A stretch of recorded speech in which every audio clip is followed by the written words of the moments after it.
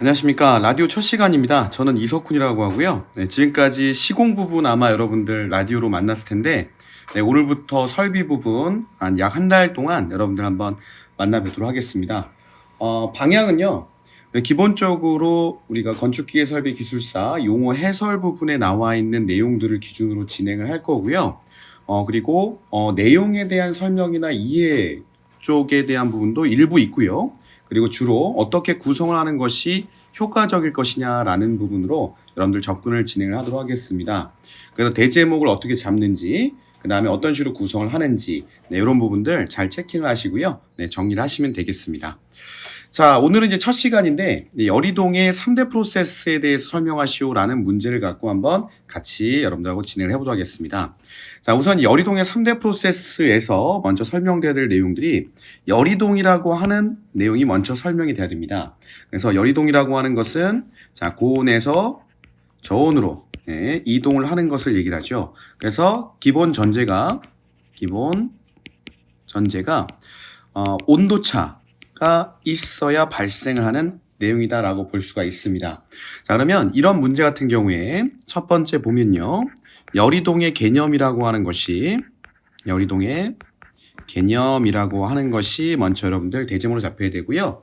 자, 위쪽에서 제가 설명드린 요 내용이 키워드로 요 내용 안에 들어가줘야 됩니다. 자, 그리고요. 자, 두 번째 대제목은 지금 문제에서 열이동의 3대 프로세스를 물어봤기 때문에 자, 두 번째 대제목은 자, 해당 문제에서 물어본 것을 대제목으로 잡아주셔야 됩니다. 그래서 열이동의 3대 프로세스 이렇게 해서 대제목을 잡아주시고요. 자, 여기서부터 어떻게 구성하느냐가 이제 문제가 되는 건데, 대부분들이 이제 열이동의 3대 프로세스를 얘기해봐라 라고 그러면 전도, 대류, 복사 이 부분은 전부 다 알고 계실 거예요. 전도, 대류, 복사 이렇게 세 가지를 알고 계실 것인데요. 자, 이거를 어떻게 하면은 효과적으로 구성을 하겠느냐라는 게 이제 관건이 되게 됩니다.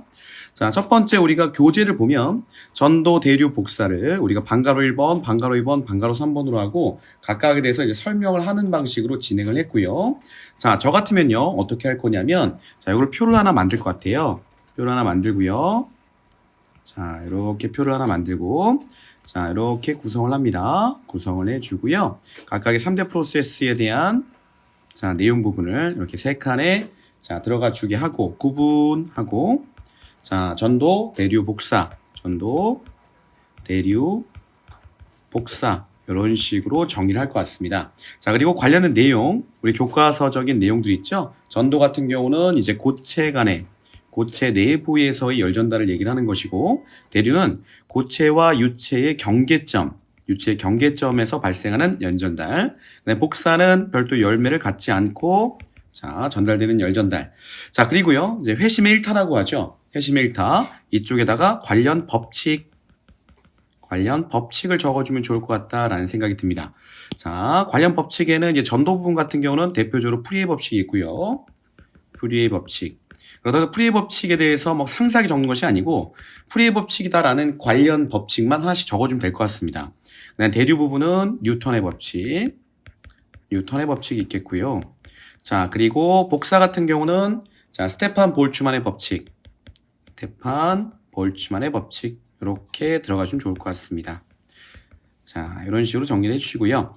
자, 그러면 열이동의 3대 프로세스를 마무리를 했고, 자, 그러면 우리가 궁극적으로 이 열이동 3대 프로세스를 배우는 이유는요, 설비 쪽에 어떻게 이용을 하겠느냐라는 부분을 배우는 겁니다. 그러면 우리가 대제목 3번에서, 자, 이건 자유롭게 여러분들 구성이 가능해요. 근데 제 생각을 말씀드린 거예요. 설비 활용상 이렇게 들어가면 좋겠죠? 그죠? 자, 첫 번째 전도 부분은 우리가 일반적으로 어디에서 진행을 하냐면 열교환기의 열교환이 전도 현상에서 진행이 됩니다. 열교환기의 자, 열교환 부분. 대표적인 전도 현상으로 열교환을 진행하는 것이고요. 그 다음에 대류 부분 같은 경우는 우리 컴팩터를 이용한 난방, 대류 냉난방에 주로 이용이 되고 있고요. 냉난방.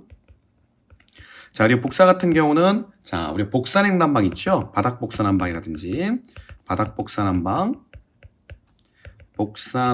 그리고 우리가 신재생 쪽으로 들어가게 되면 태양열, 그리고 태양광을 이용하는 것도 일종의 복사를 이용하는 방식이다라고 할 수 있습니다.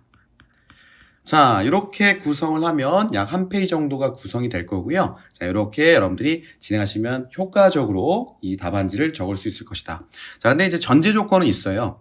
여러분들이 지금 제가 열이동의 개념, 그 다음에 열이동의 프로세스, 3대 프로세스, 그 다음에 설비 활용상, 자, 부분을 대제목을 잡았는데 이 대제목을 잡는 건 자유롭게 잡는 겁니다. 자, 지금은 제가 이렇게 잡았으면 효과적일 것 같다. 라는 것을 이제 말씀드린 거고요. 스토리상으로 보면 열이동에 대한 3대 프로세스를 물어봤기 때문에 열이동의 개념 먼저 얘기를 해주고 그 다음에 본론적인 3대 프로세스와 그다음 3대 프로세스를 얘기할 때도 관련 법칙까지 버무리는 부분이 중요한 부분이었고 그리고 궁극적으로 우리가 지금 여기에 열이동이라든지 여러 가지 기초적인 부분을 배우는 거는 설비에 활용하기 위해서 배우는 것이기 때문에 설비 활용 사항까지 마무리해서 적어주시면 베스트한 답안이 될 것으로 판단이 됩니다. 자, 오늘 첫 시간은 열이동의 3대 프로세스 부분을 갖고 말씀을 드렸고요. 네, 다음 시간에는 또 다른 주제를 갖고 여러분들 만나 뵙도록 하겠습니다. 수고 많으셨습니다.